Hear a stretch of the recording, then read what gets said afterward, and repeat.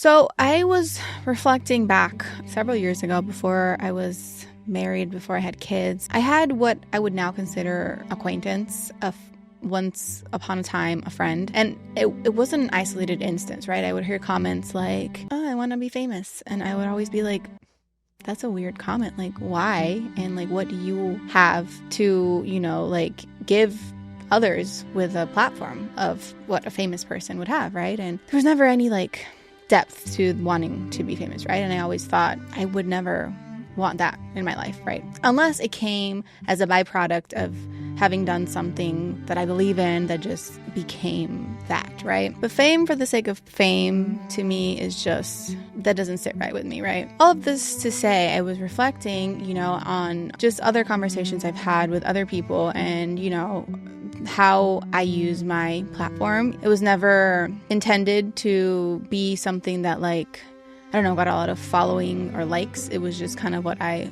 believed in. It's me being authentic and feeling the weight of responsibility of my position of privilege. And I think I talk about this a lot, assuming there's maybe a few new listeners who have not followed me for long. This is one of those messages I get a lot about, why I use my platform, and it's like attention seeking or this and that. And it's really quite funny to me that that's an opinion, because it's much easier to stay quiet and not ruffle any feathers, and just kind of live my life carefree. But those aren't my values. That's not the character that I have, and that's not the messaging I want to send to my children. It's also not a time in history to keep that neutrality, which neutrality is really a fallacy, right? There's no such thing, right? You're choosing a side one way or another. Silence is a stance. It is a choice, just as speaking up is, and just as oppression is, right? So speaking of conversations that I've had recently, today's conversation with Haley has been, well, let's just say I have a new best friend. Whether she knows it or not, I am considering her a new best friend. She is a fellow WAG and just someone that I think everyone should follow. Haley Williams Pepper. She is a birth and postpartum doula, wife of a professional football player, mom of two, and a women's health activist. She is the host of Detoxed, an evidence-based wellness podcast dedicated to defining and reclaiming women's health beyond trends and consumerism. I hope you guys enjoy our conversation as much as I did.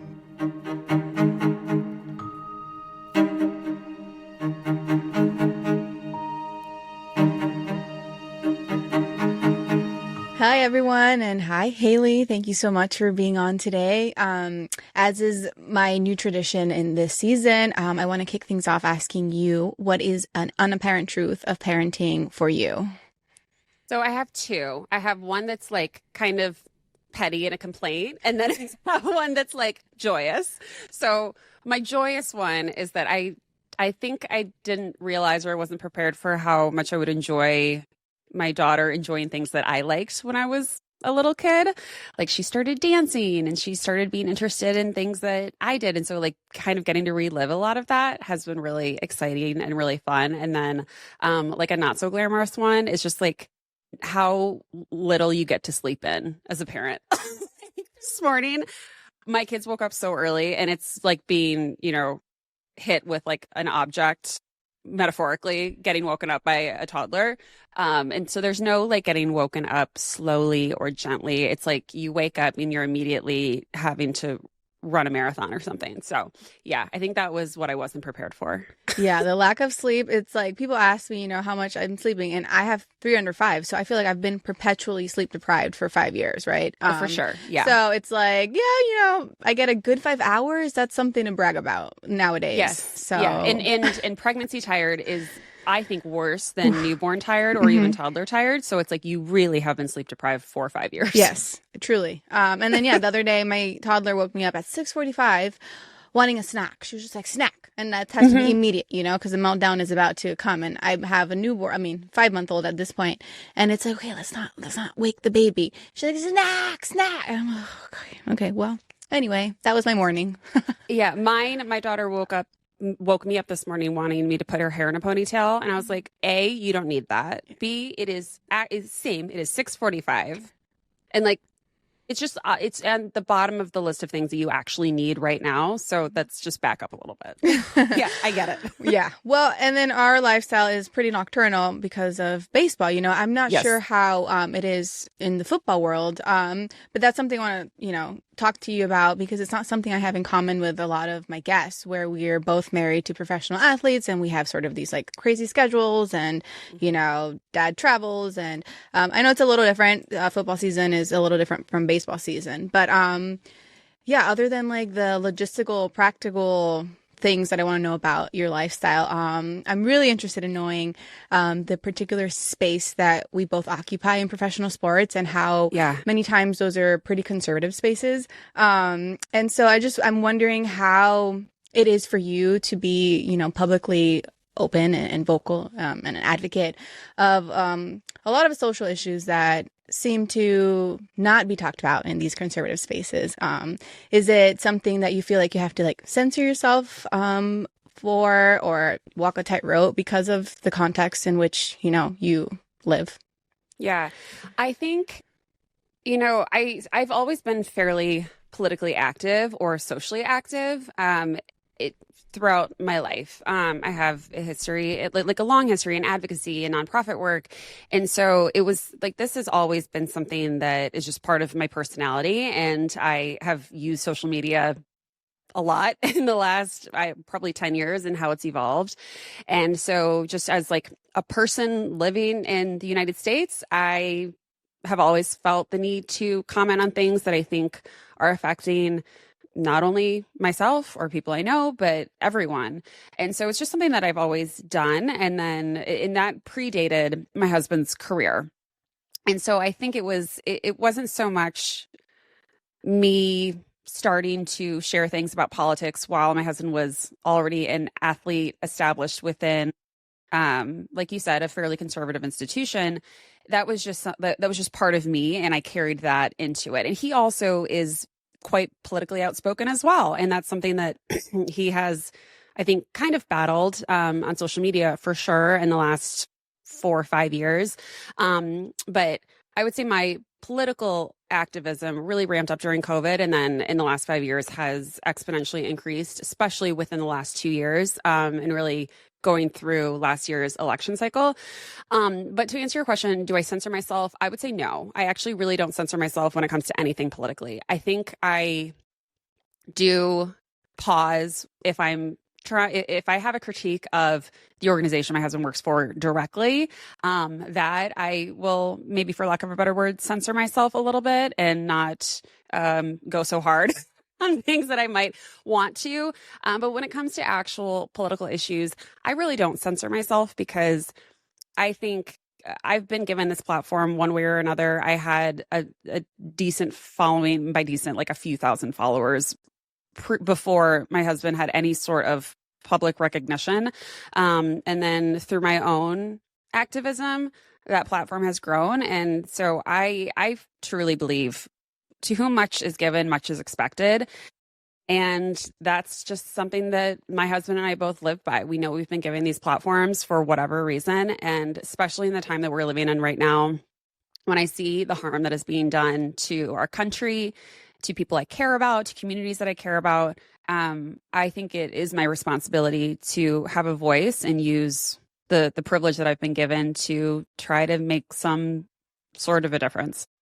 Yes, that's beautiful, and you led me into one of the questions I had for you, which is if you feel that pressure, right, and that responsibility to use your platform, right, which is where I find myself. I find myself in a position where I feel it is my responsibility to use my platform for, these issues and to be vocal and to use my voice. And so it's an interesting space to occupy where you have people thinking like, oh, you should stay silent and like remain in your little bubble of privilege and like don't talk because these issues aren't technically affecting you, right? And then I'm like, but I don't want to live that way, right? I don't want to live just oblivious or just I don't know, selfish in a way where I'm just like not caring about what's happening to people around me, right? And not just that, like I think people have that mistaken belief that it's not affecting them, but it is. It's affecting our conscious to a certain degree, like, you know, our morale. And if we live in this country and we want this country to thrive, we want the people in it to thrive, right? And so if you think that just because it's a topic that's not directly impacting you, then I think you are mistaken, right? And so that's a lot of where I'm coming from. And I think we probably have that in common as well. I guess what is something that you feel particular? I'm sure a lot of things, right? But what are some of the topics that kind of speak to you, or that irk you, or bring out some of that like productive rage that you talk about?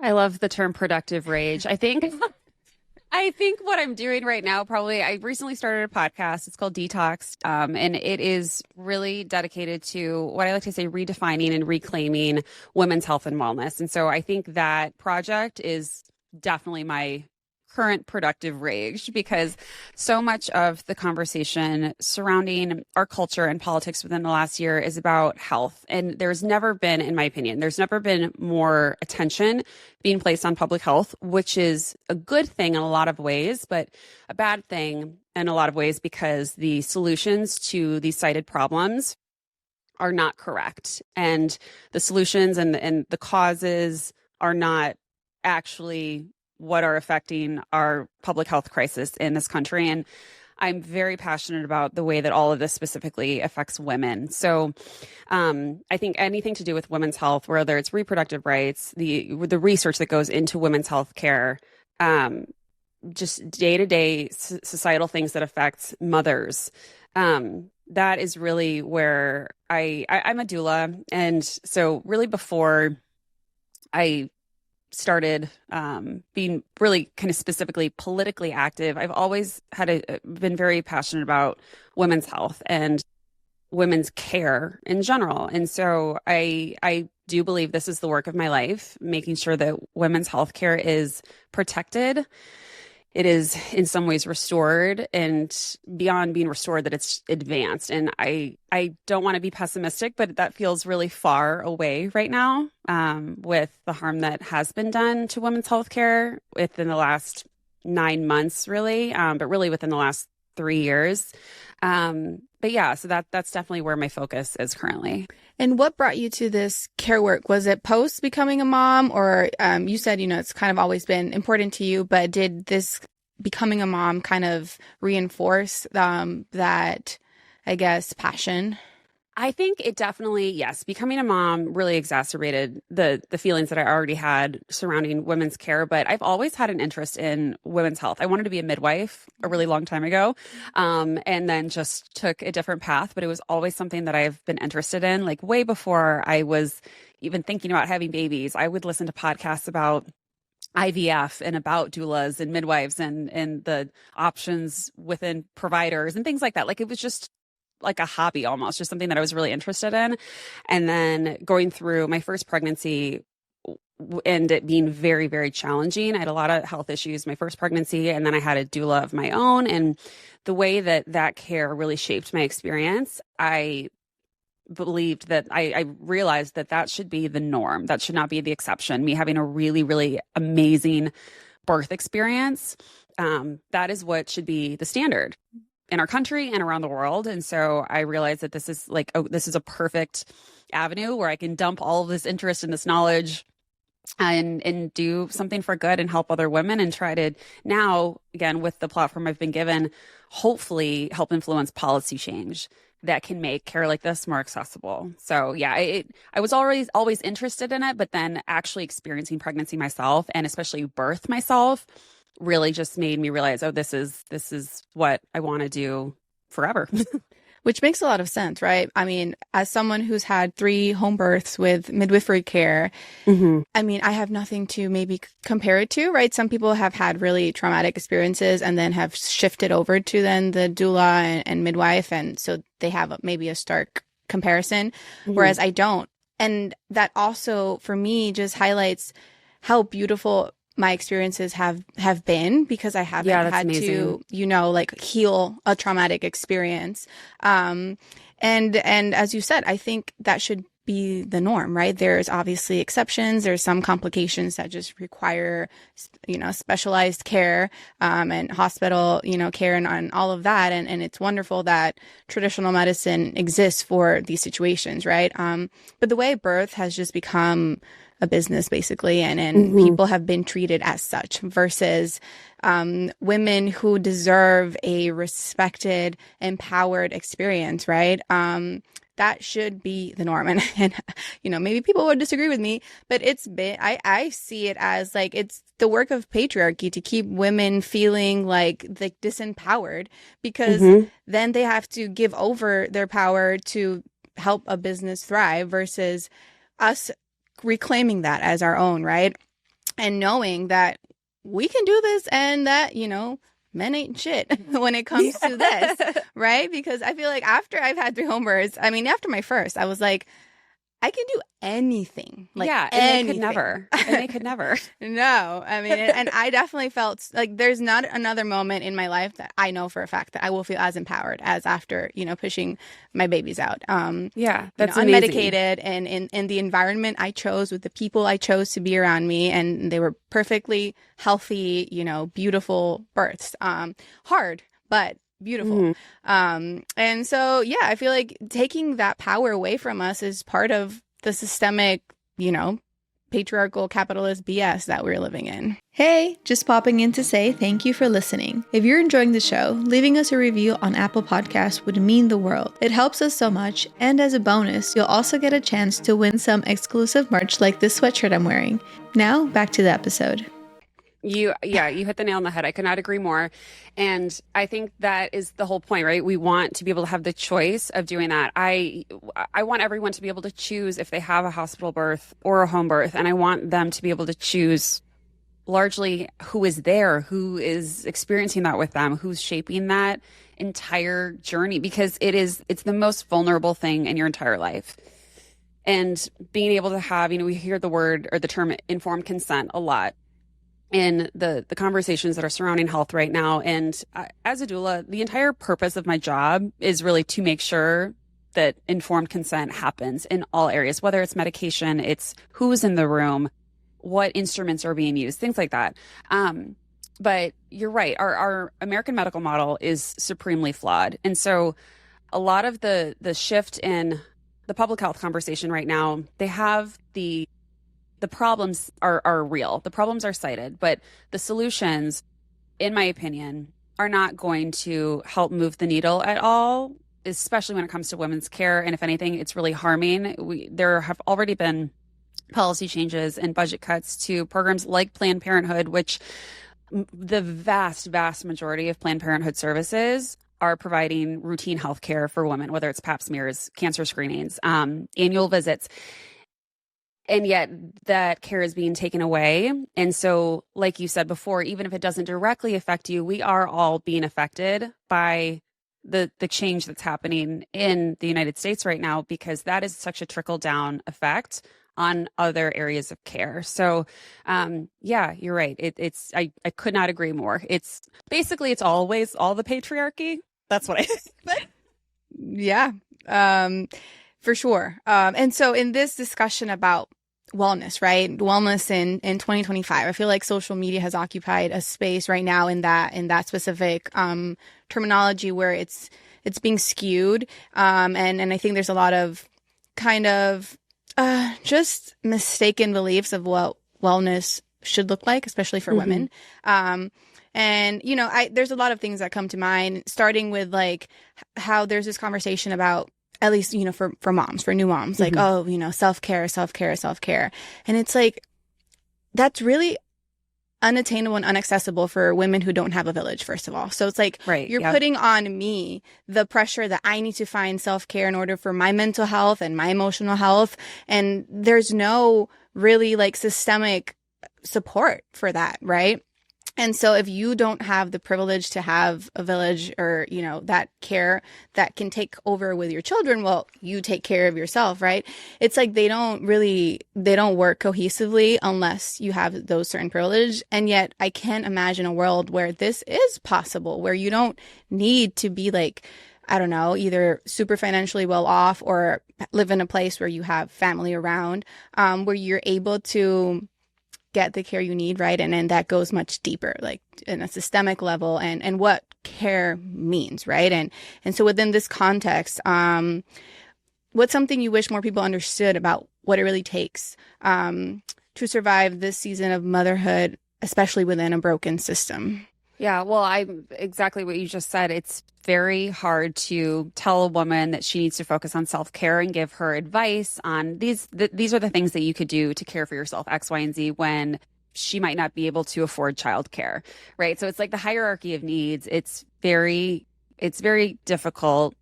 It's very frustrating that a lot of the conversation surrounding women's care and women's wellness is either on consumerism, things that you should buy that could make you feel better, or like a product or a supplement or something.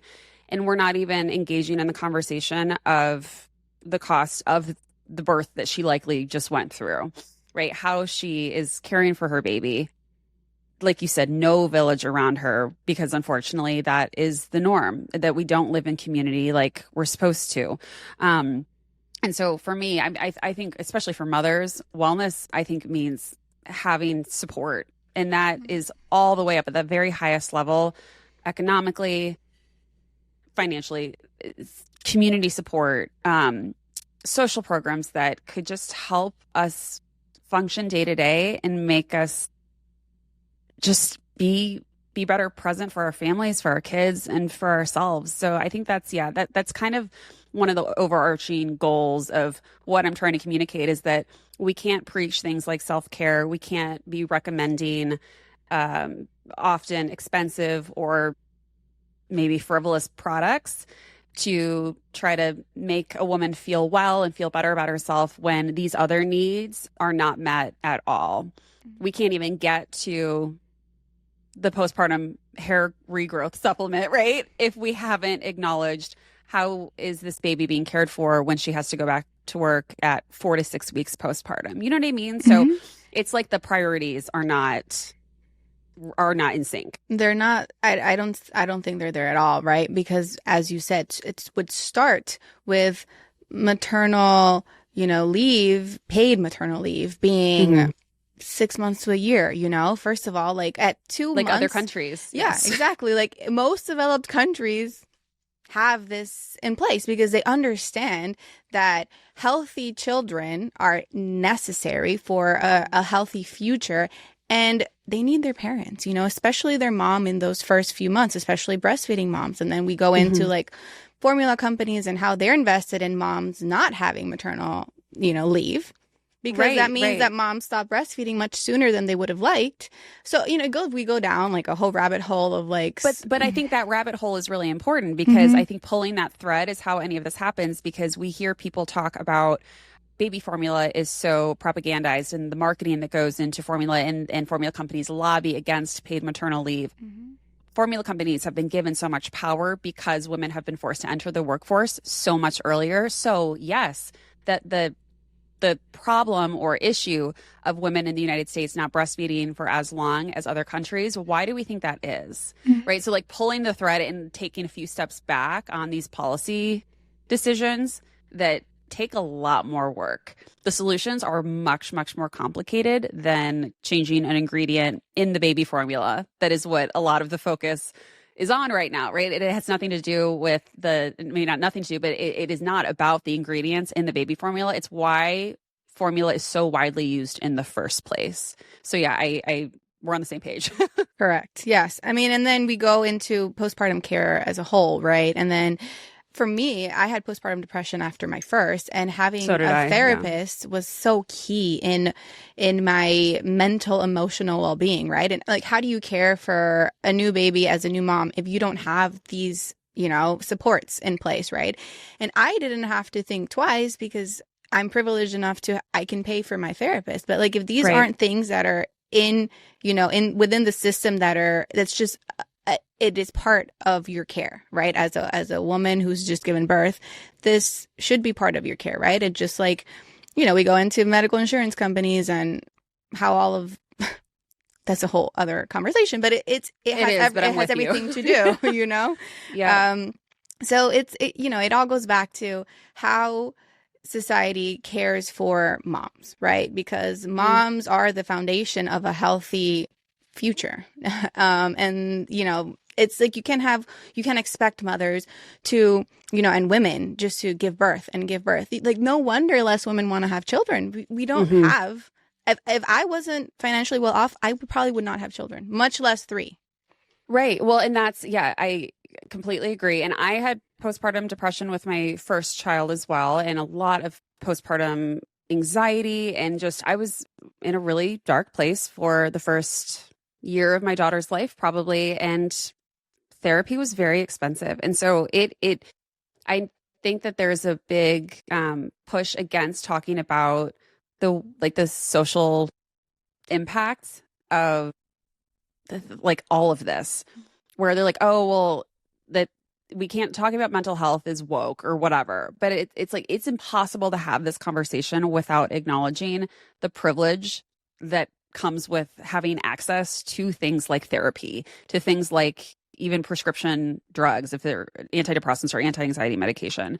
So yeah, it's very expensive. Being a parent is really expensive. And it's just very frustrating that we're in a place where seems to be this birth rate panic, and our government wants us to have more children and wants us to procreate. And yet they are not acknowledging the very, very real socioeconomic barriers that are happening for families of all levels, not just the people in underprivileged communities, all Americans. And this administration is actively making it even less accessible, I feel like. Absolutely. So yeah, absolutely. There's that too.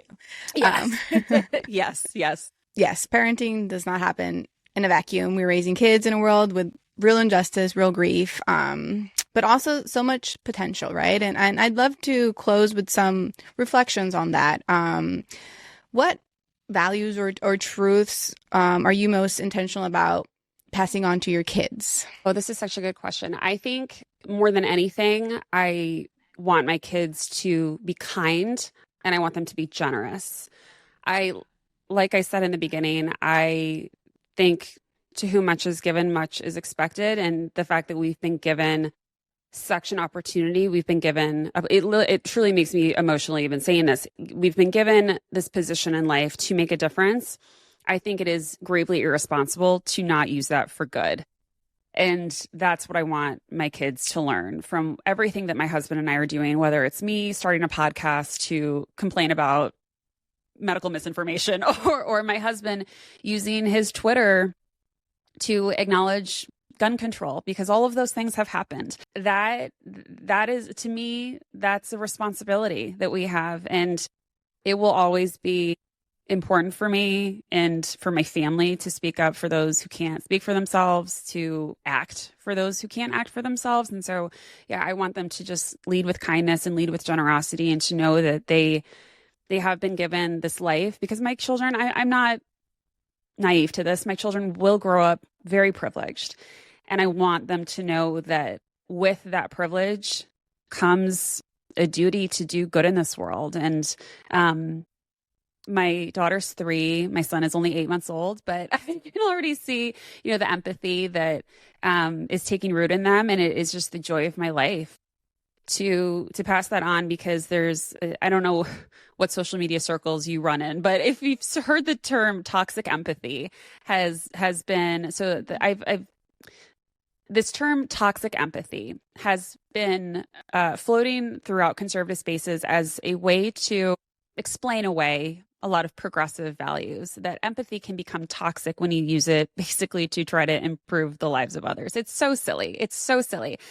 And so I think that leading with absolutely radical empathy, maybe being toxically empathetic, is very, very important. And so, yeah, I maybe more than anything, more than being kind or generous, just feeling the empathy of the people around you, especially those who you can help, is something that I not only want to pass on to my kids, but just everyone, and really continue to foster within myself.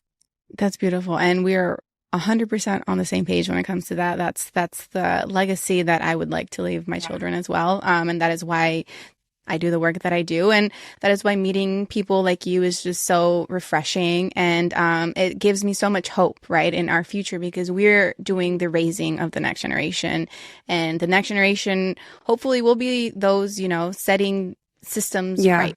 Right. And it's almost sad to say, but it's even more refreshing the fact that you are a white woman in this country, because I come across many times as like the angry Latina who, move back to your country. Well, sorry, I'm part of the U.S. because I'm Puerto Rican, but anyway, that's another conversation. Right. Yes, but louder.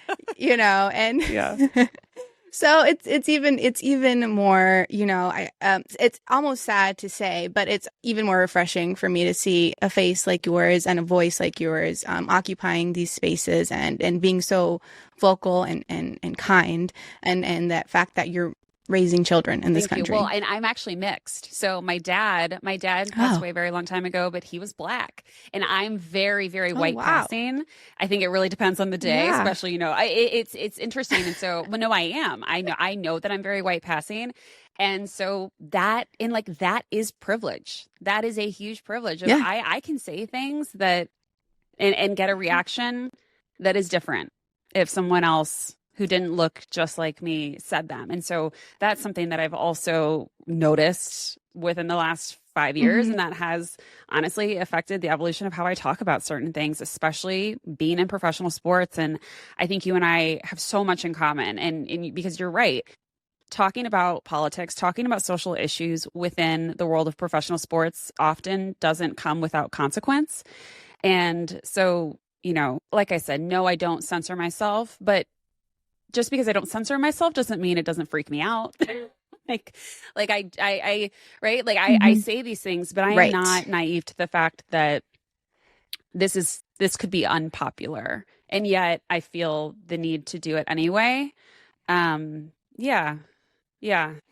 Oh, I know it's very unpopular within the circle that I have found myself in, right? It's very unpopular, and I am okay being that unpopular person that is possibly disliked by many, because I know I am doing more good for the larger, population of people that need these kinds of voices, right? Right. Well, and I think it comes down to wanting to be on the right side of history. And if I have to decide between censoring myself for an organization or being on the right side of history, I will choose living with knowing that I spoke up when I needed to. Yes. So. Integrity matters more, for sure. Yes. Absolutely. So before we wrap up, I would also like for you to, talk about your projects, your podcast, so that all of our listeners know where to find you, where to listen to you, where to follow you. Yeah. So I started a podcast called Detoxed, redefining women's wellness. And I called it Detox to be kind of tongue in cheek, because the wellness world has become kind of ironically toxic in the way that we talk about a lot of these things and talk about women's wellness. And then also just the way that wellness culture has infiltrated the lives of women, but more specifically of mothers. And there's such rampant medical misinformation happening everywhere, especially on social media. And so actually the idea for the podcast kind of started, that I wanted to detox from what wellness culture had become and really correct and debunk a lot of wellness misinformation, whether it's about skincare or, oh my gosh, organic food, really everything under that umbrella that you could think of, supplements. But it has kind of evolved into researching this intersection with health, culture, feminism, religion, all the things that I kind of take interest in. It really all connects back to everything that's happening in the political and social climate right now. And in doing so, I've tried to make every episode about a different topic, whether it is about the way that the patriarchy is connected to non-toxic beauty, because there's a connection, I promise, or specific things like vaccines. And I have already gotten to speak with several science communicators and influencers. And I had Congresswoman Kelly Morrison on the podcast in the third or fourth episode. And she is truly on the front lines of fighting for women's health policy improvement. And in the coming weeks, I'm talking to a dermatologist and another public health expert. So it's really become such a passion project that I wanted to have a progressive wellness podcast in one space where someone can come and maybe get the misinformation that they've been fed corrected, but also just learn a little bit more about how all of these systems are intertwined and they're all connected. That yes, non-toxic clean beauty is absolutely connected to the patriarchy. and how this all has history in the way that the United States has evolved over the last 60, 70 years in civil rights. It's all connected. And my goal in the podcast is to tell you how it's all connected, why we should care about it, and why we should just be skeptical of a lot of wellness content that we're served. Amazing. I will definitely be tuning in, and I hope our listeners will be too. So thank you so much, Haley. It's been such a pleasure talking to you. Oh, thank you so much. Thank you so much for having me. And I love the work that you're doing too. Like I said, these conversations are so important, and I appreciate you so much. Thank you. Thank you for listening to the Unaparent podcast, produced by Studio Dama and hosted by me, Katia Lindor. If you like what you heard, subscribe or follow us on social media and tune in as we share deeply human stories about the unapparent truths of parenting.